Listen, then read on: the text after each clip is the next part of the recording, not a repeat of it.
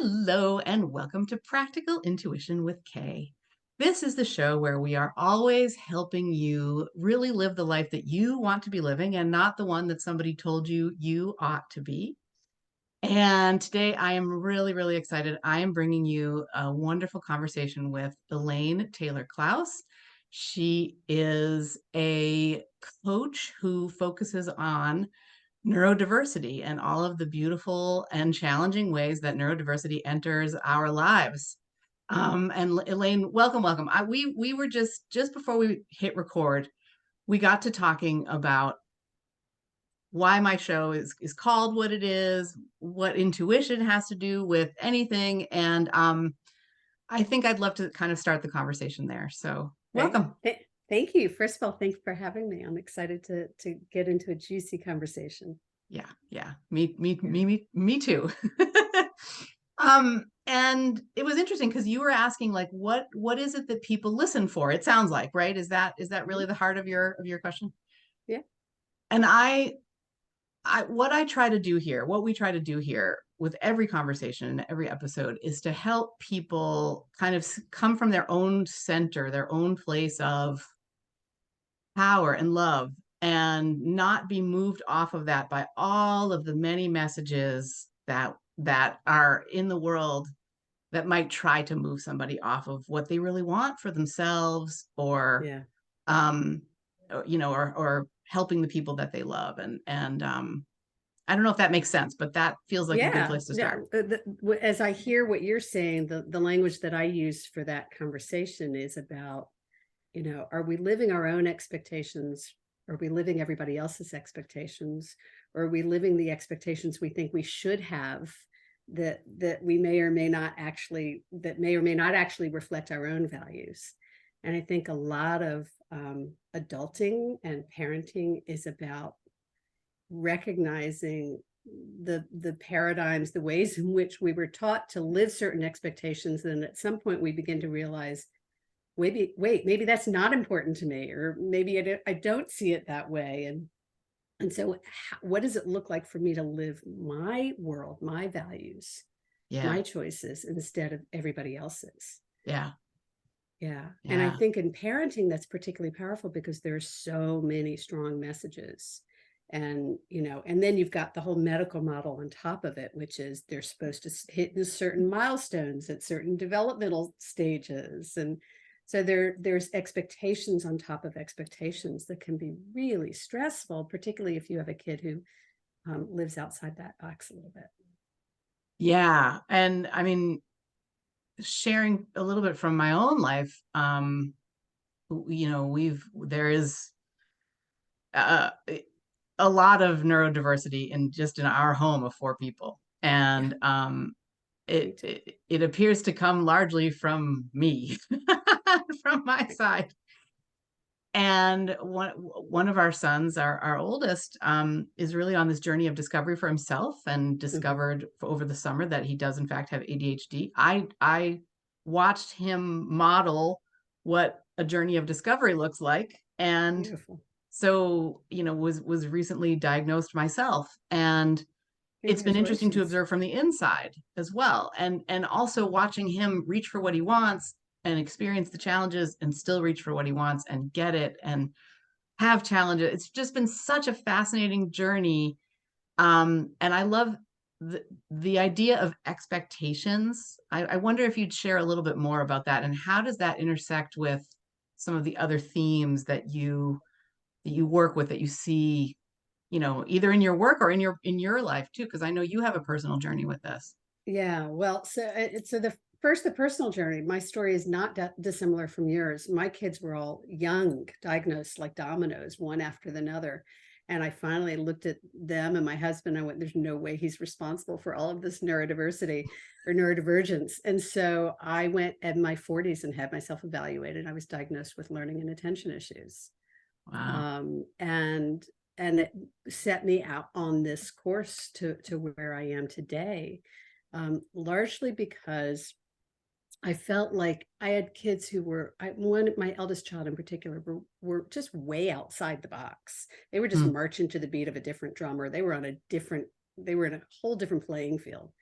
And I spent the first 8, 10 years of their lives trying to get them into the box, because Mm, everybody told me they were supposed to be in the box, and they were so smart, they were capable of being in the box. And at some point it was like, this box is going to kill them. yeah. Like, this is not good. And so we really had to stop living everybody else's expectations, and Mm, we had to let go of kind of keeping up with, and not lower the expectations. And I'm a very strong advocate of this. It's not about lowering them, it's about shifting them. It's about yes. meeting kids and meeting ourselves where we are, and inviting ourselves to grow from there. It's understanding ourselves, understanding them well enough to learn to manage all of the beautiful, intricate, and sometimes quirky ways that our brains are constructed. And so Yeah. it's not a they're broken and need to be fixed situation, which the medical model tends to lean us towards. But it's a interesting, curious. Isn't that fascinating how they're wired? What do we need to do to help cultivate that? And for me, what happened was when I discovered coaching, it invited me to shift paradigms. It invited me out of that medical model that says something's broken and wrong, Mm, and into a new way of being with myself and my kids that said, wow, this is fascinating. How do we make the most of this? Let's play to the strengths. And so it's not that there aren't expectations, it's that we shift the expectations to meet the needs and brain and passions of the individuals we're supporting. beautiful. Beautiful. I was walking along yesterday in the woods, Mm, and um, I had a poem, a line from a poem in my head. The yes. poet is Mary Oliver. I don't know if you've ever heard of her. Yeah, absolutely. And so I first learned of her because my sons go. Well, one of them went. He's now 22, so he's done with this. But our younger one is in his last year at this amazing school. And on their website, they used to have the line, "Tell me, what do you plan to do with your one Mm, wild and precious life?" Yes, for yep. listeners, Elaine is I'm mouthing quoting the words along along with with you. me. You're one And wild and like precious it's life. such an unfamiliar feeling.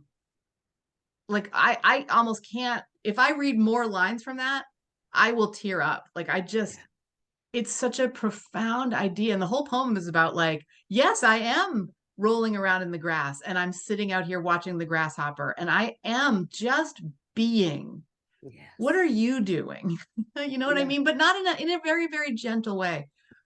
And what I've discovered, and this is, I guess, my question, Elaine, I don't know how this has happened for you or if it's happened this way for you. For me, I understood immediately how important it was for my children to have the experience of choosing what they wanted for their one wild and precious life. Yeah. And with clients, I got it immediately. With loved ones, yes, hell yes, you get to choose. And it's really only lately that it's dawned on me that I ought to be able to choose too. Yeah. You mean maybe you're not that different from everyone else? Right? Maybe it's okay for me to look to my own self-care in this way too. Yeah. Yeah. And Yeah. I wondered if that Beautiful. if you know, if that's a part of your journey. I think it was definitely. And I think, as adults in this modern world, it's constantly, even if the consciousness is there, the application of self-care can be so hard. Mm, But early in coaching, I think one of the first tools I learned that I share with adults when they come to me with a new diagnosis, like you've got, one of the first things that we often work on is what I call put the stick down, because we've been beating ourselves over the head with a stick most of our lives to motivate ourselves to be successful, to get yep. ourselves to achieve. And we learned to do it through negative self-talk and through criticism and through kind of a negative motivation that's not particularly healthy. And so putting the stick down, or as one client of mine said, turning it into a magic wand, Mm, allows us to then look for healthy, constructive ways to be kind to ourselves. I remember early in coaching saying to a client, And, this is what the beauty of coaching, because you hear yourself say something to a client or ask a question that's like, oh, wait, that's for me too. And the question was, what makes you so much less worthy of compassion than everyone else you care about? Mm, And it mm, had that moment of, oh, yeah, that's important. That's really important. So I think what I've been talking about a lot in the last couple of years, and my book, my recent book, the Essential Guide, has a section at the end of every chapter that was originally called self-care, and I mhm. changed it to self-talk, Ooh, because I realized that self-talk is self-care.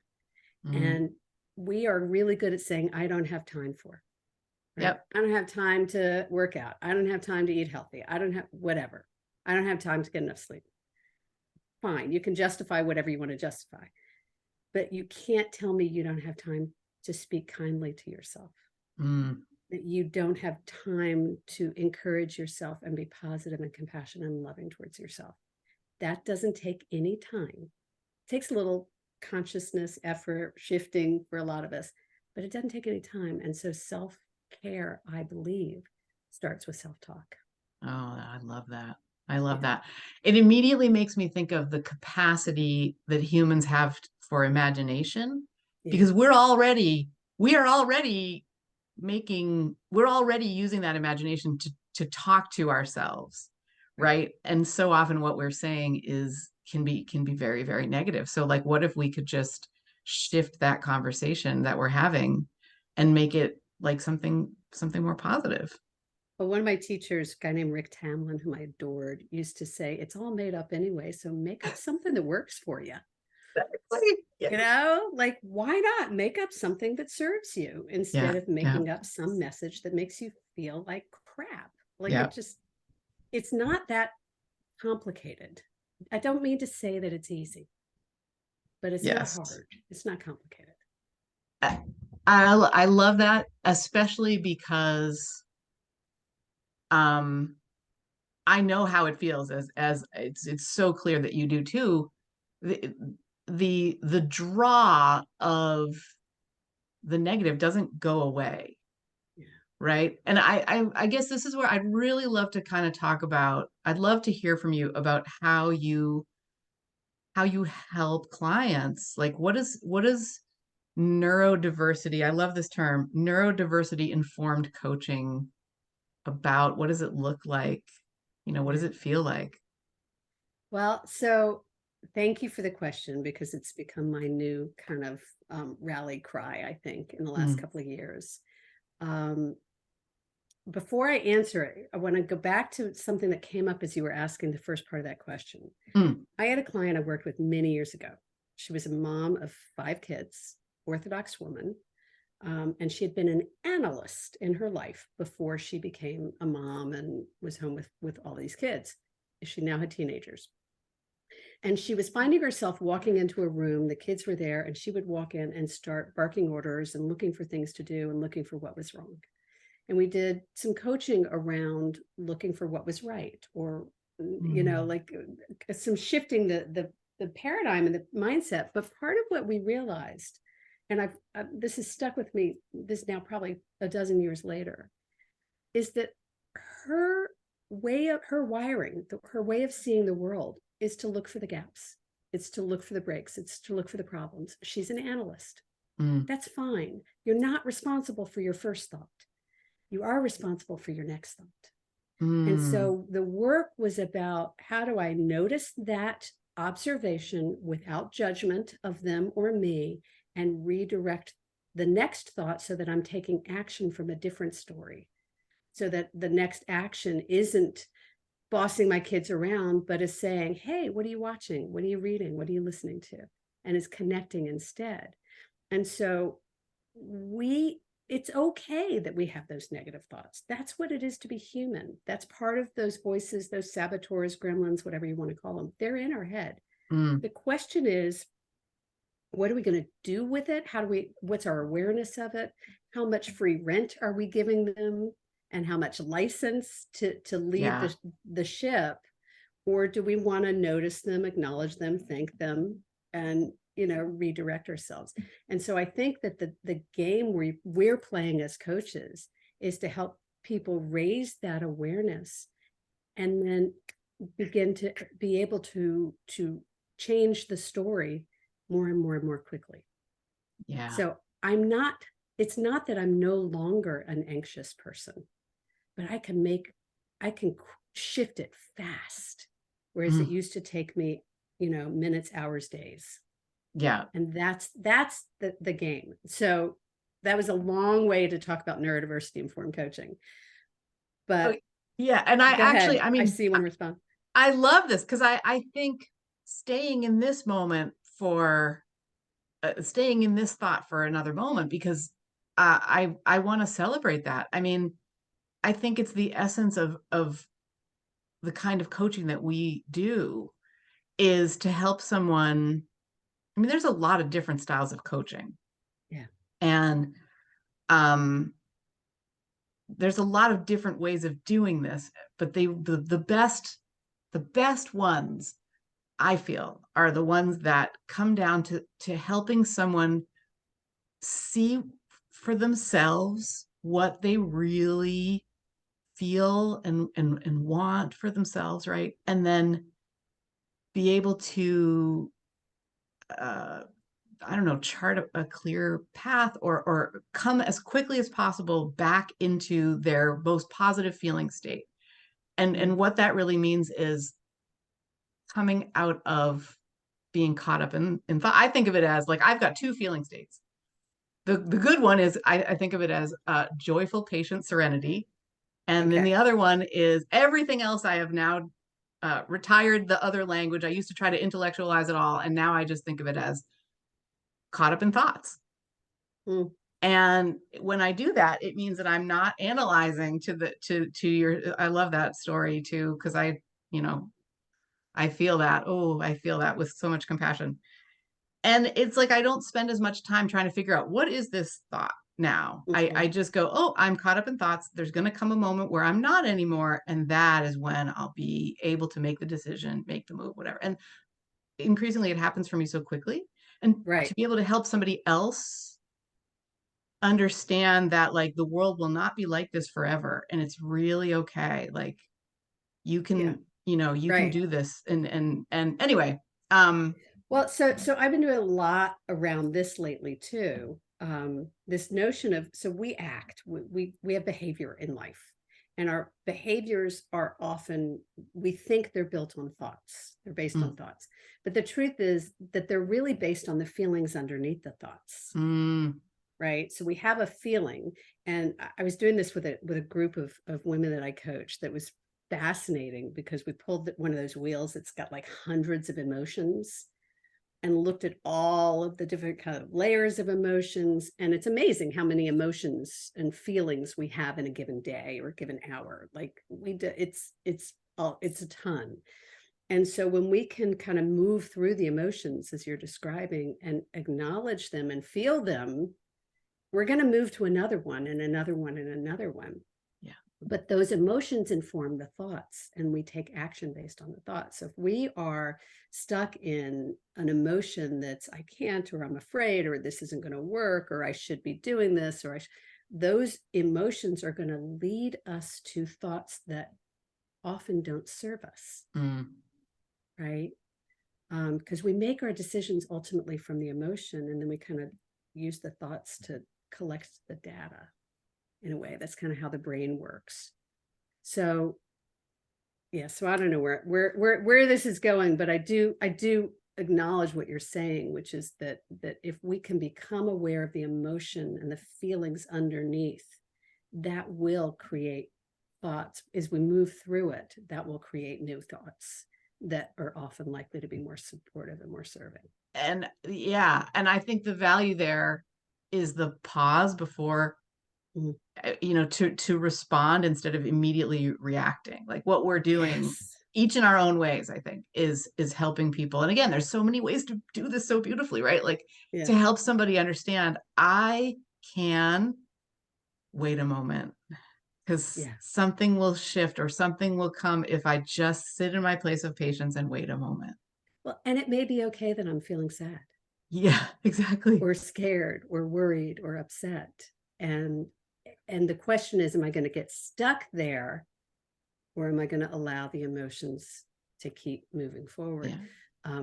I often, so before I was a coach, I was, for a short time, I was a yoga teacher. I Mhm. was a pregnancy and postpartum yoga teacher for Mm. moms. And I was never, I always kind of felt a little like a fraud. Like I wasn't really a yoga teacher. I was a women's, empowerment teacher. But what I realized when I became a coach is that coaching was like the verbalization of yoga. So Mm. it was about, yoga is about presence and mindfulness and meditation and motion. And to me, coaching is a lot like that. It's but using words to be in the process of exploring and moving through. So moving through the emotions, moving through the thoughts, moving through towards and ultimately to behavior. But that's why it's so important for us to focus on awareness and understanding as well as action. Yes. I feel that. We have such, in some ways, such similar journeys. I love that. Yeah, I was also a yoga instructor. And often I hadn't thought of it this way, but now what I often do with clients is we will go on coaching walks. So wherever they are in the world and wherever I am in the I world, used to do we will walk. And it's a different energy. that. Mhm. It's just got a different energy than when, we're and sometimes we sit in front of Zoom screens too. It's great. Like you can Yeah, do it either way. But and the idea of a moving meditation, and sometimes I will combine stretching for myself with a meditation, and I will think of it as mhm. a moving meditation. And if I root that back, it goes directly to my yoga practice, my yoga Yeah, days of teaching yoga. And yeah, how me too. wonderful that you can bring that into your practice for your how does that show up for you now? I'm so super curious. Does it show up for you now in your coaching? I think it shows up mostly. I mean, it comes up occasionally, and but I from a conceptually, but I think mostly it shows up in understanding the power of presence Mm, and how much, in the work I do, whether it's with parents or executives or other professionals, how much it's about who we're being more than what we're doing. mm, That the doing comes from the being. And so if we can slow down and regroup and really pay attention to, how do I want to be? Who am I being? What is presence to me around whatever the mm, issue is we're dealing with? What am I present to? That being is really at the core of so much of the work. And yet, most particularly parents come in, it's like, I want a plan, I want a strategy, I want to, mm. like, I got to do this, I got to get this done. Yeah. And there's usually very little to get done. It's really the real power is in about recognizing how I want to be and how I want to be in relationship with myself, with my kids, with, how you want to enroll them in being in relationship with themselves. That's really what it's about. So it comes right back I mean, and it comes right back to the name of this podcast, right? It comes right back for me to intuition. Yeah. And there was a day that I really want to come back to coaching because I think this is really where we are right now. Yeah. And I'd love to just put a quick little story in here. So I was injured skiing while I was out skiing in Colorado with where my parents live. And part of the way that I Me too. understood, oh wow, oh my goodness. I mean, Yeah. and the thing was, it could like I have a history of tearing muscles. Like I live with a tendon condition for I have lived with a tendon condition for nearly 12 years that is really serious. And longtime listeners will know that I was in a wheelchair for a couple of years. I needed a wheelchair to go more than a few steps. I mean, this is really big time stuff, That's but all of that significant. was clanging Yeah. around in my head and I wasn't tapping into intuition. And what helped me to do that was I changed the story so that I was able to ski again within a week because I went into the lodge to stretch, still thinking I was going to go back out and keep skiing my black diamonds that I love up in the Rockies at my most aggressive. And a baby smiled at me and I started crying. Oh, And I was like, I don't even know why I'm crying right now. I said to the parents, I needed that baby grin. And I like literally, it was the start of something that led me on a path that eventually got me to the point where I was like, you need to look in here, and I'm pointing to my heart. Hmm. And I think being the part of coaching for me is helping people understand that the brain is a really useful tool and a wonderful, wonderful servant and a terrible master. Can be. It certainly can be. And Elaine, I'd really love to talk about, I mean, we live in this wonderful world of neurodiverse people. Indeed.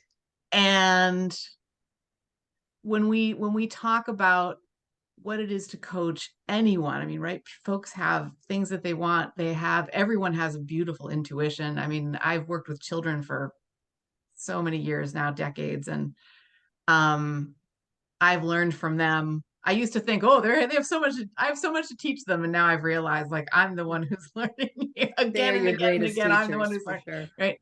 So, how does neurodivergence, and coaching intersect for you? Like, what does that look like for you? Great. So, just contextually, right? So neurodiversity is the notion that all of our brains are different. We're Mm, all kind of wired differently, that there is the majority of a population that has what we call neurotypical brains. Those are the brains that most brain research have been studied on. That's where the neuroscience of coaching is all based on the majority of the population. mm, But then there's this significant minority, and the numbers, depending on the research, is anywhere from 10 to 40%. So it depends okay. on who you're looking at. So it's a Yeah. significant percentage of brains that would be classified as neurodivergent. And I'll be transparent. I've only started using that term lately because I wanted to use neurodiversity because I didn't want anything that made people feel bad. And neurodivergent There is a sounds like different feeling. another kind of energy. And so I don't use it a lot, but I'm beginning to embrace it, because the other term that I like to use is neurospicy. So we're I going to talk love that. about neurospicy because I feel like it's a little less judgy. That's a fun one. But people with neurospicy brains, neurodivergent, are maybe they've got a diagnosed condition, right? Maybe it's a mental health condition or a learning disability, or a behavior issue. I mean, there's a whole bunch of things it could be. Maybe there's an experience of trauma. Yeah. Maybe they're gifted or Yeah. twice exceptional. There are a lot of things that can lead a brain to be wired a little differently from the norm. I think And we tend to can be I much more interesting people, but I that's my wanted to jump bias. in and say how much I appreciate that, because I do tend to think of two ways and no other ways, right? The autism spectrum or the ADHD, ADD spectrum. And like, I appreciate that there can be so many ways that someone could be neurospicy. So thank you Oh my for, gosh. So yes, for trauma, opening because my brain. trauma changes and rewires the brain, Mm, mm, right? And so you might look at the world we've been in the last 15, 20 years and say, there is some way in which we're all living kind of like, look, just after COVID, a lot of people were traumatized by this COVID yeah, experience. And yeah, I don't use that word mildly. I mean, yeah, literally, yeah, it has rewired circuitry. yeah, And yeah. so, that's what it means to be neurodivergent, neurospicy, is that our brains are wired a little differently. And when you come to coaching, coaching becomes a really powerful modality for working with neurodiversity, because coaching isn't about it's not a solution focused mechanism for problem solving. It's a process oriented mechanism. So Mm, instead of saying, to parents listening, here's a reward chart, which is mm, what you might get from a therapeutic provider, because we've done research on reward charts and we know reward charts work. What a mm, coach will say is, well, let's figure out what the challenges that you're dealing with. Let's figure out where you want to take aim. And then let's get curious, problem solve, understand what the role that the brain is playing in it, understand what it takes to activate this brain, look at the expectations and where that's influencing it, so that as we begin to address whatever the issue is, we're problem solving based on the way that brain functions instead of some external notion of what it should be. So if we stick with reward chart, I don't know about you, when my kids were little, somebody handed me a reward chart and they would make me crazy and I would try. And I had one that had like 30 things on it and plus 2 points for this and one minus 1 point. It was ridiculous. I couldn't manage it. They couldn't manage it. It wasn't helping anybody be successful. Mm. The reward chart I ended up with in my family was a single piece of paper with 3 columns, one with each kid's name on it. And anytime they would do something good, I'd say, go give yourself 2 points. Mm-hmm. That was it. That's what my family needed. It needed to be simple and flexible and positive and acknowledging. Yeah. And I needed to catch them being good. Yeah. Like that's what it needed. And that might not be what my next door neighbor's kid needed. Yes. I Right. think that's, again, it comes back to people doing what works for them. Yeah. People doing what works for them. We literally had one sticker chart in our entire lives, and it Mm. was to help one of the kids potty train. And it was a piece of paper that had stickers on top of stickers on top of stickers on top of. He Uh-huh. just needed that validation of like, yay, I did it, I did it, I did it, I did it. Yeah. Right. It And was people so do need joyful. validation, right? Yep, Like yep, they need yep, acknowledgement, but often it needs to be simple and flexible and, you know, yep, so yep. so at the end of the day, I've become a very strong advocate for diversity informed coach training for coaches. I think that a lot of coaches are not understanding neurodiversity, not to their, I mean, no, there's no blame or fault in it. They just never been exposed to it.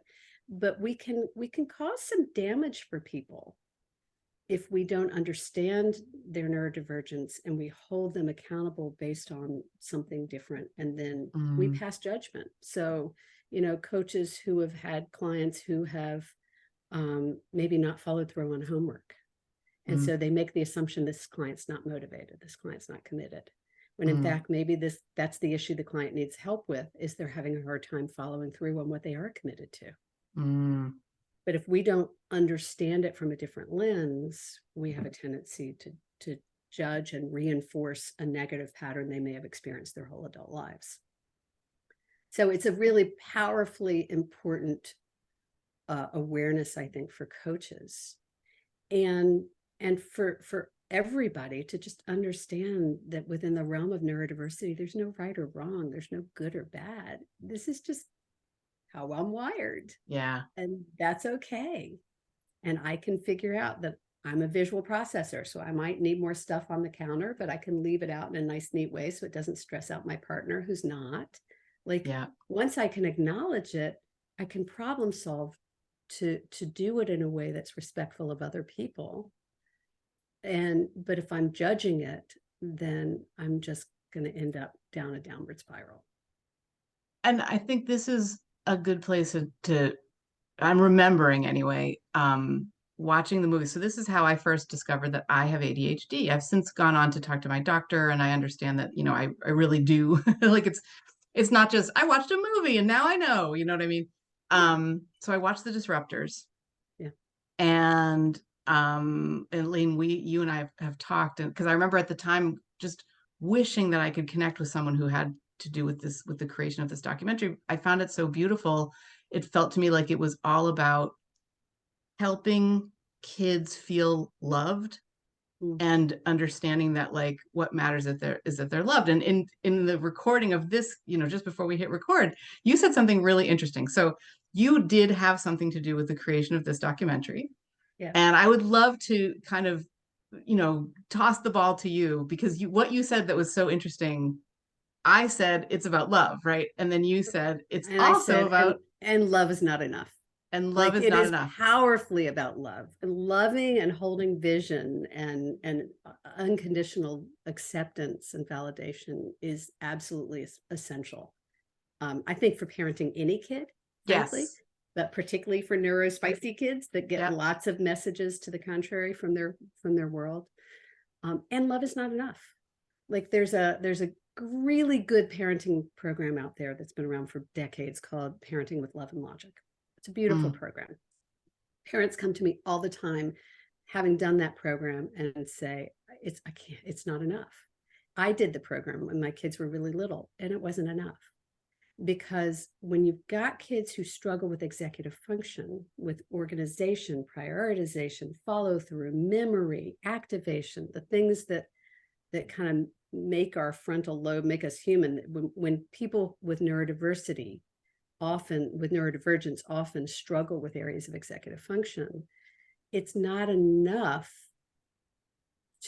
love is not going to get me to figure out how to get my backpack organized before school. It's Yeah. not enough to help. Like, these kids need skills as well. They need Yeah. support and scaffolding as well. They need to be taking on areas of independence on their own while we scaffold the rest. They need a different level of structure and support. And I don't mean over structure, but It's we not a have to micromanagement. understand it's not micromanagement by Yeah. any stretch. Yeah. It's an empowerment, but to Yeah. do it by understanding, we have kind of 4 frameworks that we use in our model. And our model is a coaching model. The secret to what we do at Impact Parents is we actually teach coaching skills to parents.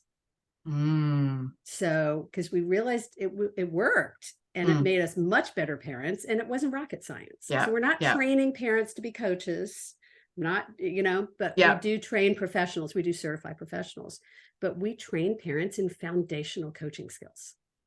And coaching So, is a modality for empowerment. oh, amazing. So you're helping them understand how to best support their kids. Right. By using frameworks and concepts and tools from the world of coaching. Oh, beautiful. It is. Yes. It's so beautiful. And what I would say is neurodiversity informed coaching. So Yes. it's a coaching model. We take aim. What do you want to work on? Where are you focusing? We get curious. We collect information. What do we need to understand about this dynamic to be able to begin? And before we start planning something in our model, we want to look at what's the role the brain is playing. What's the positive framework that we can bring to it? How do we want to shift our expectations? And then there's a lot of work around how do you create systems and structures that work for the neurodivergent brain. And that's a piece that I think differentiates it from a lot of other parenting paradigms, because I mean, everybody's going to include positivity, like, duh, Yeah. right? Yeah. It's Yeah. huge, it's essential. But if you do positivity without helping create the systematic support, you often still end up in that place of frustration. Yeah. Yeah. I know something that we've done in our home that has been really helpful, because I needed to learn how to go from the kind of parent who would say, you know what you really should do is X, Y, Z, right? I Yeah. needed to learn how to not do that. Yeah. We call that Is director mode. yes, exactly. Is I asked them to understand that when I do that, to treat that as a dashboard indicator light. In other words, when I am telling you, giving you advice, what that means is I need support. And I remember one Interesting. time one of my kids said to me, wait a minute, what you're saying is it's okay for me to say, hey, mom, are you all right? When you're doing Love that. that. He said, that feels really scary to me. I said, oh, that's exactly what I need. Yes, please. And it works. Like, what's amazing is that's actually happened. And, Yeah. and so they were empowered to say, are you okay? And I was empowered to say, you know what? I'm really not. Like, I actually do need support right now. And like the whole thing was this really beautiful kind of virtuous cycle where they didn't feel like they were being told. Right. And it was, so I think that that's it. I think it comes to mind as an example of a tool that's working for us in our home that, maybe it wouldn't work for everybody, but Yeah. I see how it got made, I think is really what, So I see. can I go meta on you for a minute Sure, on please. what Yes. you're modeling? So the first thing you said is ask. So you shift the paradigm from directing to asking. So the very first thing is you ask. You asked a question, and that already takes you out of director mode and into collaborator mode, right? And there's kind of 4 phases that we move through as parents in and out of. So part of it was you moved into collaboration with them. The other thing you did was you acknowledged, wait a minute, this is now my agenda, not yours. right? And part of what happens with parents is we tend to take action and get curious or scared or interrogating or whatever because we're holding an agenda that our kids don't share with us yet. Yeah. And then we get really scared or frustrated that they may never take it on. Yeah. So what you were doing was acknowledging, okay, I have an agenda here too. Now, Hal Runkle, who wrote Scream Free Parenting, might come in and say, okay, now you're turning the agenda to calm me down. And I don't hear you doing that. But, if we hijack the agenda, if we start yelling as parents, now we've shifted the agenda up to us. And now it's our kids' job to calm us down. Mm, And we don't want to mm. go there. But by raising awareness the way you did it, you were able to say, okay, yes, something is going on. And it's really not about me lecturing you. Yes. It's about me. Let's talk about that. Then we can bring the energy and the attention and the agenda back to the kid. Right. And that's exactly because what I did not do was say, oh, no, you need to support me now. What I did was I Right. said, okay, I'm recognizing I need to be out of this conversation and doing something for Tag. myself as opposed to In my telling in you my what to realm, do. I would say that's when I would say to a parent, tag out. Yes. That's when you Yes. take a time out. That's when Yeah. you say, okay, I'm getting triggered, and that's not going to serve anyone in the dynamic. Yeah. Yeah. It's like, thank Right. you for reflecting back to me what I Yes. need for myself right now. It's time for me to get some self-care. Yeah. And I Beautiful. appreciate you. And off I went to go and do that because I could not be in that. Tagging out is a beautiful way of saying that. Yeah. Yeah. Yeah. My Yeah. my business partner Diane has a similar story to yours. She's a recovering yelling mom, and Mm, she enrolled her kids in basically, I don't want to be yelling, you don't want to be yelled at. Let's come up with another way to work through this when I'm, getting triggered. And and like part of it was a 25 cents in a yelling jar, and part of it was like I don't whatever else they came yeah. up with. But it was she enrolled them in the process with her because everybody was going to benefit if she stopped Everybody's in. yelling. Yeah, exactly. Yeah. There's so many playful ways Yeah. that families can help each other. And I love what you say about sort of disengaging from our own agenda. And Yep. I think the beautiful thing too is what what we've seen happen and what I'm sure you've seen this with clients, I certainly have, is that when we can do that, lots of times kids will come back to us at some other point and they'll say, here's what's on my mind now, Yeah. because they can trust that we're not going to be like, okay, here's what you should do about it. You know what I mean? So one of the things that we've cultivated in the last couple of years that speaks to that. So we've been doing this for a long time, right? And originally it was coaching skills. And over the time, we've kind of developed some models and frameworks. And one of the things we've discovered or created is this, what we call the pyramid to independence. Mm. And what we realized is, parents, we want our kids to be independent. And so we want them to have buy-in and ownership. And there's all this doing stuff at the top, right? But as you go down the pyramid, collaboration sits on top of good communication, which sits on top of trust, which sits on top of relationship. So Mm-hmm. all of it, everything we're talking about is about being in conscious relationship with trusting conversations and conscious communication so that we can collaborate with our kids Yeah. and so that they feel trusting to collaborate with us. Yeah. Yeah. That's in a nutshell, that's what it's all about. And again, simple, but maybe not always easy. It takes Yeah. sometimes we have It's, to undo what got us here so we can rebuild. I will say that's certainly true of my journey. Like Yeah. there was quite a bit of undoing to recognize this. And Yeah. it's, what's neat too, I feel like is it can be quite a joyful journey. I notice that I Mm. do best when I am coming from a whatever is going on, even if it's difficult, challenging things that are going on. If I can come from a place of joy, a place of patience, a place of serenity, everything goes better. So that's Well, been very so interesting to learn. so you were talking about the conversation, the collaboration around not getting triggered, right? We had one of those in my family where I remember the kids coming home one day and I said, this morning sucked. Anybody else hate this morning?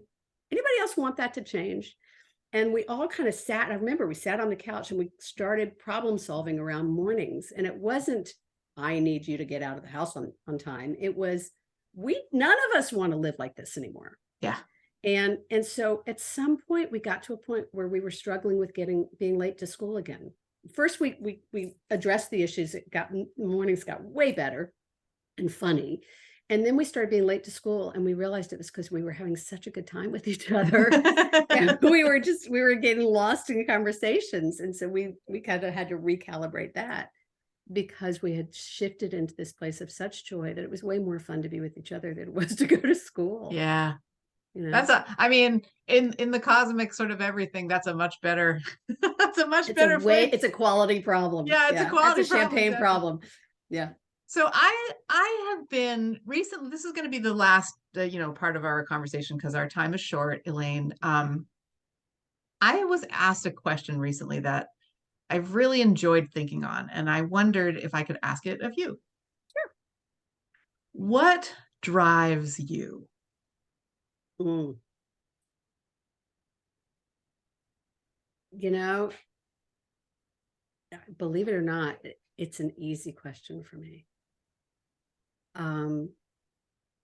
Although it's got layers, I can go loud for this, down and down and down. What drives me is leaving the world a better place than I found it. Mm. What drives me is empowering people, whether it's parents or the kids, or parents or professionals or the kids they support, to see people's capacity, to see their possibility and the potential, and to create an environment that allows people full expression of themselves. When I finished coach training, I wrote down on a piece of paper on the wall that is still there that says, and a lot of my work is with women, not all of it, but women at choice equals freedom. And I believe that on some level, it's not just about women. It's about humans and dynamic and people, but it's about when we as humans see our capacity and play to our strengths and move into why we're here and what we're doing here, we can't help but leave the world a better place. So that's what I'm about. That and changing the medical model. I do have kind of a I want to change the medical model, that whole paradigm that kids are broken and need to be fixed. I just want to get, telling parents their kids are broken. I just want to get out of that and into a realm where we see I love that. all of their possibility. Yeah, I mean, I think I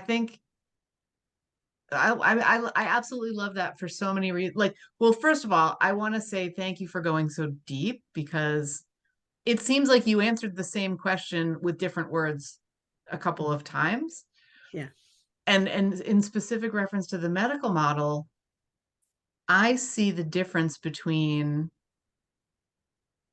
people I've known who were not taught to think of themselves as disabled, and people with the same challenges or the same things who are taught to think of themselves as disabled. You know what I mean? Some were taught to think of this as a superpower, and some were taught to think of it as nothing at all, neutral, and some were taught to think of it as a disability. And it's like, oh wow. But You see here's how the that plays thing. out. The disability framework isn't necessarily, it's not necessarily a negative. For some people, a disability mindset is unbelievably empowering, because it gives us permission for self-care, or permission to shift frameworks, or to modify or shift expectations. I mean, I don't think the term disability is the problem. Okay. I think that the problem is this notion that there's something broken that needs to be fixed, rather than meeting you where you are and helping you learn to navigate it. So I came to coaching because I found coaching to be an extraordinary vehicle for living with chronic medical conditions. Right? Oh, I love that. They Yeah. don't go away. I will live with the discs in my neck my entire life. I will deal with the sinus issues, or like whatever I got, whatever my kids got. Yeah. This is who I am and what it is to manage being me in this world. And coaching is an amazing framework for doing that. And that doesn't mean that my feet don't hurt, Yeah. Yeah. right? Oh, that's beautiful. It's fascinating to me too. It's a new perspective. Um, Personally, because well, we all have stories, right? Yeah. And the fun thing is we can always change our stories. I think that's how I'm gonna say that. And I'm gonna extend an extra appreciation for you, Elaine, because um, I've learned a lot of self-care over the years, and yet there's still a little longtime listeners will know I do live with a disability, and Yeah. I sometimes kick out about that. Maybe I Well, won't anymore. and I'm with you because I remember. So I had this time about 20 years ago. I woke up one day and I couldn't lift my head, right? Mm, And I had 3 kids, and my neck had just was in a bad. I've had this chronic condition since I was a teenager because I had a skiing accident, right? mm, Um, and so I had a period of 6 months with a lot of physical therapy and a lot of massage and a lot of acupuncture and all of the stuff. And I fought it and I resented it. And I was so angry at the amount of time I had to spend, quote, right, taking care of myself until I realized that until I like recognized the value of taking care of myself, I was going to keep fighting it and it was going to keep being a problem. mm, Right? Living with a disability is real. Like, mm, I feel you. I've mm, never ended up in a wheelchair. I can't imagine what that was like for you. mm, And so I honor it, I acknowledge it, and that's part of your journey, mm. You right? know what's yeah, and it's interesting. I just wrote a piece. It's called "A Tale of Two Canes." Mm, So I was on a walk. It's a fairly extended walk, and I'm learning to use my hands don't work like other people's hands. So I've been learning to use a cane, like a hiking pole. mhm. And I'm training myself into it, trying to be gentle. And I'm appreciating how much it takes pressure, especially on the descents, how much Oh it my takes gosh, pressure down is the off, hardest. right? Yeah. Off my lower back, off my knee, off my, Yep. some of the other things. And I found myself, a lot of what I do in coaching with people is time travel. Like we will go back or forward in time. And I thought, let's do this today just for ourselves. So I went to a place. There was a day in 2011 or 2012 where I was struggling to get to the bathroom, and I was on this cane and I was just in the hall and I was like a mess. Yeah. And I went back there and I found myself and I just said, it gets better. Just hang in Yeah. there. It's going to get to be so much fun, Right? and you'll get there. And it's hard right now, but you'll get there. And like, Yeah. I think that's how I got here. I mean, I Yeah. genuinely do. So, It is. I mean, this is, I work with parents of complex kids, and sometimes I work with parents of very complex kids. yeah. And, the really complex kids are the ones that end up in my Zoom screen because my team can handle kind of your no offense, run of the mill ADHD, anxiety, whatever. Mm, But mm, sometimes when I've got a parent with kid with, you know, therapeutic institution, like complex stuff. And one of the things that I've learned is that our journey as parents, our job as parents, is to be on our journey. And our journey is to witness and support and guide them on their journey. And that doesn't mean to protect them from it or to escape them from it or, like they're on their journey and they've got mm-hmm. stuff they're dealing with. And our job is to help them learn how to deal with the stuff they've got to deal with, not to try to make it go away or pretend it doesn't exist or any of that other stuff. Our journey is to be with them on their journey. And what you're saying, which I love and I'm going to borrow, is our journey is also to be with us on our own journey, right?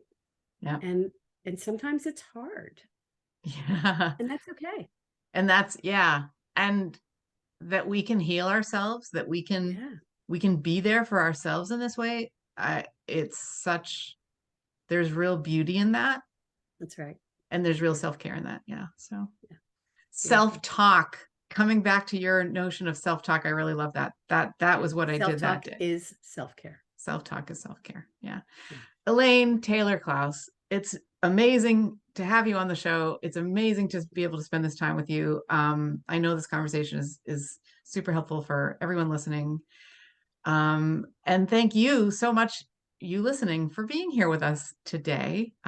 You can find Elaine in many, many places. Yes. She has a wonderful podcast. It is called Parenting with Impact.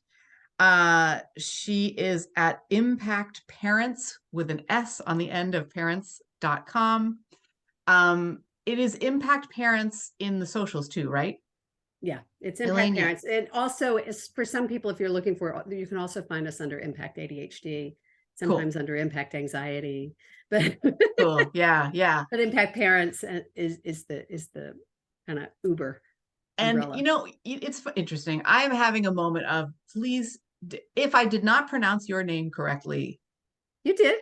Okay, good. Because I Yeah, I it's usually try to check Impact before and Parents, I just, Elaine Taylor-Klaus. yeah, And excellent. and for those listening, we have a gift if people are interested at impactparents.com/intuition to honor Intuition. your podcast. Yay. And I Which is will 12 coaching tips. So I'm linking to that. Yes, so there's 12 coaching tips there. Um, that's a gift that Elaine has set up for you listening. Um, and I'm linking directly to it in the notes. So all you'll need to do is just scroll down and you'll find that. Um, yeah, this what a great conversation. I'm so glad that we got to do this today. thank you for inviting me. This was a lovely, delicious conversation. Yeah, a neurospicy, a delicious Neurospicy with all the conversation. flavors that entails. Yeah, yeah. And I always like to end each show with a moment of appreciation for our producer, the man who is the one neurotypical member of the Kolb household. He is also the 25-time winner of the Husband of the Year award. He's our producer. He is our amazing audio engineer, Benjamin Kolb. Thank you so much, my darling, for everything that you do for us. Yes, applause, applause. And again, thank you so much for listening. We will see you next time.